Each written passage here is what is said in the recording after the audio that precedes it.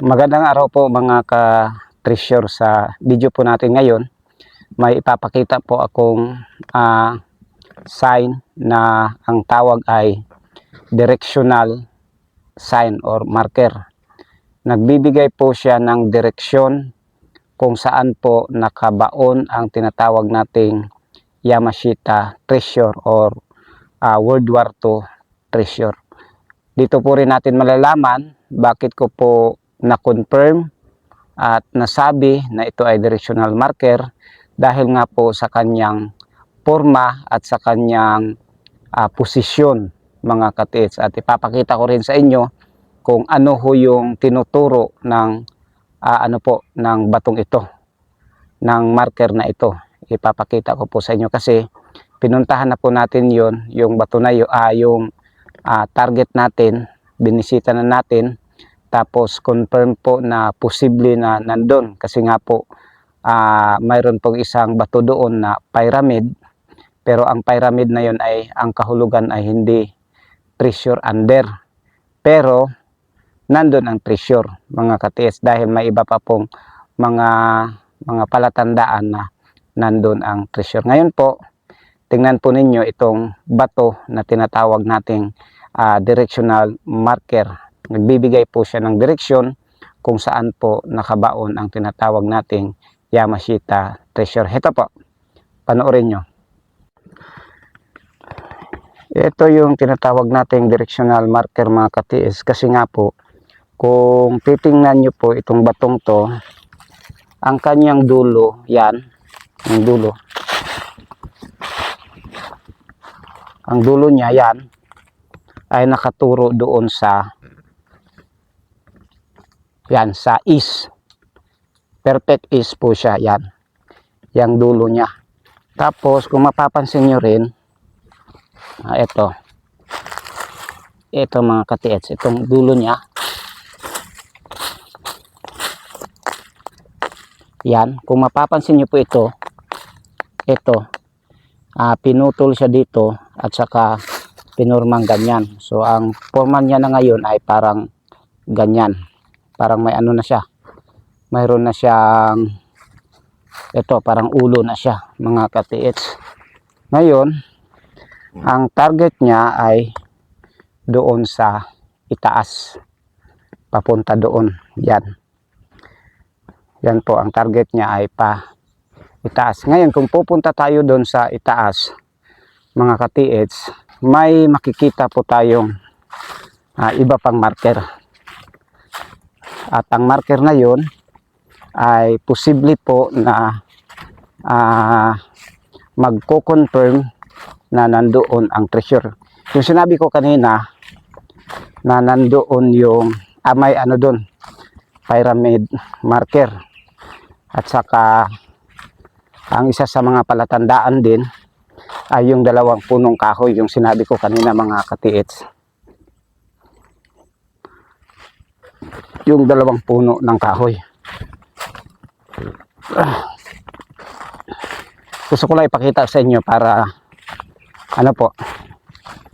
may alam kayo, para malaman nyo kung ano yung sinasabi ko.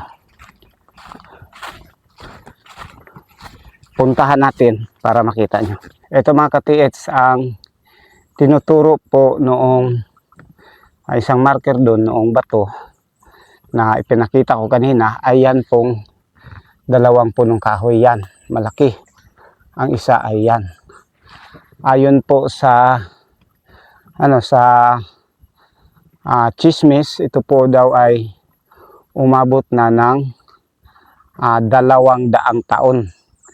Pero dahil nga po walang birth certificate itong kahoy na to, hindi po natin mako-confirm mga katiits. Kaya ang lang talaga natin masasabi, talagang positive ang area na yan dahil nga po sa bato na yung tinatawag nating directional marker mga katiits. Nandyan po yung treasure mga katiits. Dalawang beses ko na itong pinuntahan. Ngayon, ikadalawa na. Pero dati nakita ko na to At saka marami pong pumupunta daw dito dati. Tapos sabi nila ang treasure nga ay nandyan daw. Pero hindi ko alam kung totoo or hindi. Pero para sa atin po, tayo'y mga treasure hunter, posible talaga nandyan. Dahil nga po yung bato na nakita natin doon, diyan po nagtuturo. Kaya puntahan muna natin doon sandali para makita nyo po kung gaano na po siya kalaki mga ka-TH. Alam nyo mga ka-TH, kami dati mayroon na po kaming na-discovery treasure concrete. Dati po may na-discovery na po kami. Hanggang ngayon hindi pa yun nabasag dahil nga binigyan kami ng cease and desist order. Pinahinto po kami. Saglit lang, may ipapakita ko sa inyo ngayon itong bato rin na maganda yung pagkagawa or maganda yung kanyang forma at posible mga ka-TH na sinadya ito ng mga Hapon na gawing ganito yung kanyang forma mga ka-TH. Gusto ko lang itong i-share sa inyo para makita nyo. Ito po. Yan po. Mga ka-TH. Yan. So, posible po na isa rin ito sa palatandaan na tayo ay malapit na sa treasure kasi yung pagkaguhit niya or yung kanyang forma ay hindi po nature. Ito po ay 90% man-made. Ang ibig kong sabihin, siguro malaki ito dati at pinurmang ganito para isa sa mga gagawin or palatandaan nila mga ka-TH. Ngayon, akyat ulit tayo sa taas para makita nyo uli yung kahoy na yun at malaman nyo kung totoo yung aking mga sinasabi.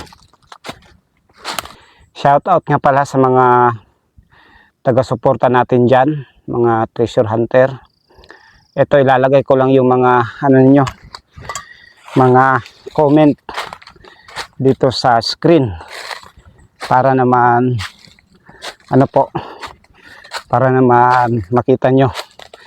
At salamat nga pala sa inyong suporta sa ating mga video. Kayo po ay laging nandyan na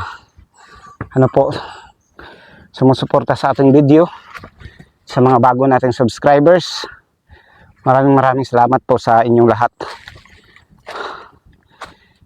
Alam nyo, minsan nakakatakot din itong ginagawa natin kasi hindi natin alam kung may ahas,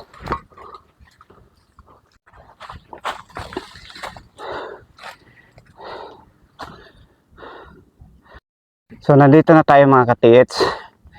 Sa likod ko po ay yan ho yung sinabi nating malaking kahoy. At doon sa baba, yung pinakita ko kanina na na bato na directional sign or marker. Talagang po yun, directional marker. At ngayon po, ang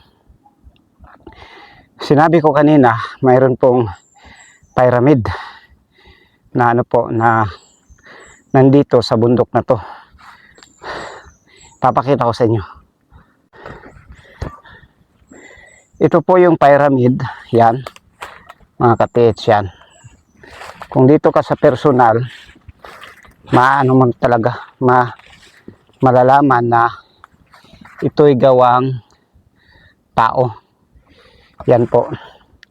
Tapos malalim ito hanggang doon kasi nga po nasubok na natin yung linisan. Tapos dyan sa baba mayroon pong bato rin. Parang may bato kasi may doon.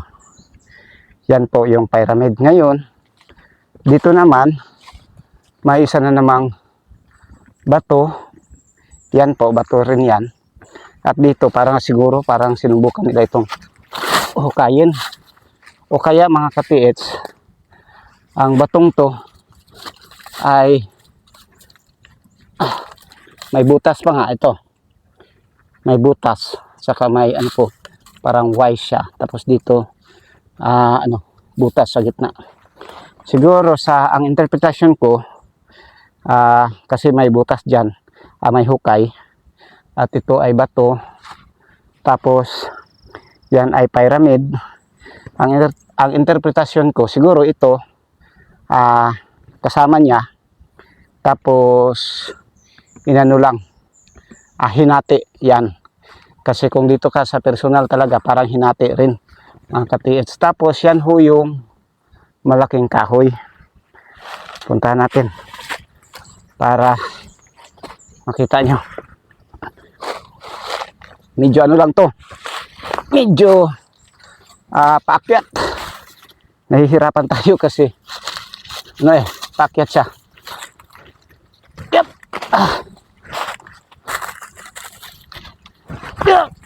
Ito.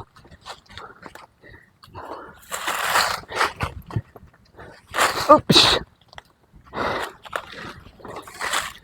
Yan.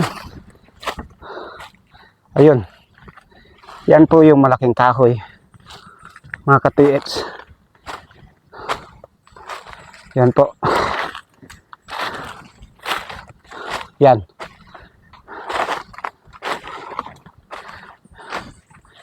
Yan. Malaki po yan. At saka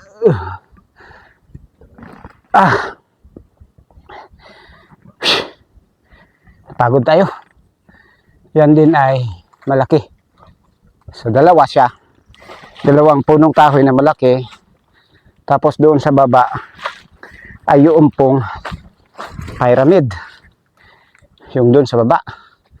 Tapos yung directional marker or sign, yung sign na nagbibigay ng direksyon ay nandun po sa baba. Kung makikita nyo, nasa nasa itaas na bahagi. Tapos doon sa baba, nandun po yung directional marker. Directional marker, mga ka-TH. So yun nga, ang sabi ko, posible talaga na mayroon pong treasure dito, mga ka-TH. Uulitin ko lang sa inyo, kung napanood na ninyo yung una nating mga video, sinabi ko na ang kahulugan ng pyramid kapag nasa ilalim, treasure under. Pero kapag ito ay nasa itaas na bahagi at ginawang surface marker, ito ay hindi treasure under. Ibig sabihin, kasi nandyan yung pyramid dyan, hindi treasure under. Posibleng dito sa paligid lang, mga ka-TH. Sana ay nakatulong ang video na to sa inyong treasure hunting adventure. At kung bago pa lamang kayo sa ating YouTube channel, huwag kalimutang mag-subscribe at i-click na rin ang notification bell.